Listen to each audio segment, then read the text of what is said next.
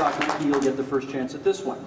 As Mayor of Toronto, would you commit to a new, reduced transit fare for people with disabilities receiving ODSP?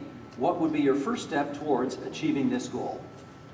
Actually, Steve, it's more than that. It's not only with those on ODSP, but we also have the opportunity to lower fares with respect to those with seniors, students, those requiring special care and requiring special subsidy.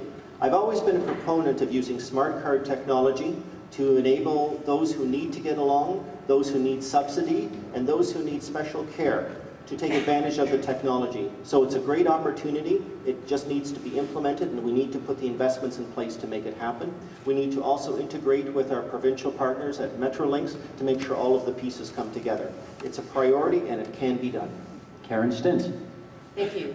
There is no question that when we are able to get the Presto card implemented, the modern fare card implemented, we will have so much more flexibility on setting fares.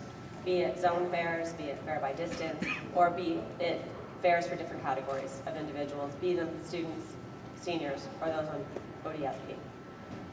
We did have a report at the Commission looking at this issue, and out of that report we struck a joint committee with the TTC and the city and the province to explore ways where we could help improve access to those that are receiving ODSP. Because the challenge that I hear from the Advisory Committee on Accessible Transit is that those on ODSP, it's hard for them to afford transit along with their other commitments.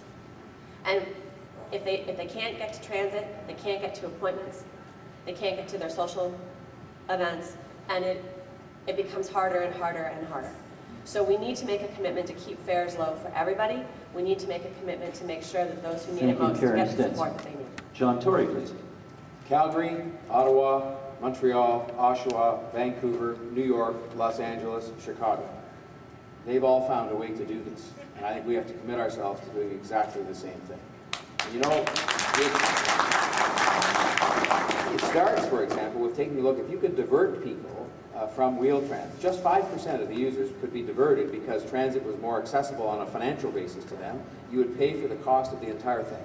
Not even to mention the fact that there is this program provincially now where you can apply to get $100, and imagine the cost. It probably costs them $500 a person who gets that to run that program. And if you could find a way to integrate the efforts with the provincial government, I think again it could be well within our means to be able to do this on the fares and to get it done sooner as opposed to off into the distance. So I think it is something that we should be moving to do along with all those other cities. Olivia Chow. Reducing fares would cost about $6 million. I would like to see that happen. For that to happen, however, we cannot build the Scarborough subway, the three-stop subway, because it costs $1 billion more in capital budget, and that bumps out a lot of the capital repair that needs to take place to make TDC accessible. It also pushed back the purchase of 25 Wheel-Trans buses that have been on the budget for many years, still not being done. It also costs $35 million a year to subsidize that subway, because initially, or maybe even later on, there's just not enough people on that subway. That's why in order to protect TDC so we can find the $6 million to reduce fares, we need to build the above-ground light rapid transit immediately. But my plan is to have better bus service now so people can use the buses immediately because they are accessible. Thank you, Olivia Chow.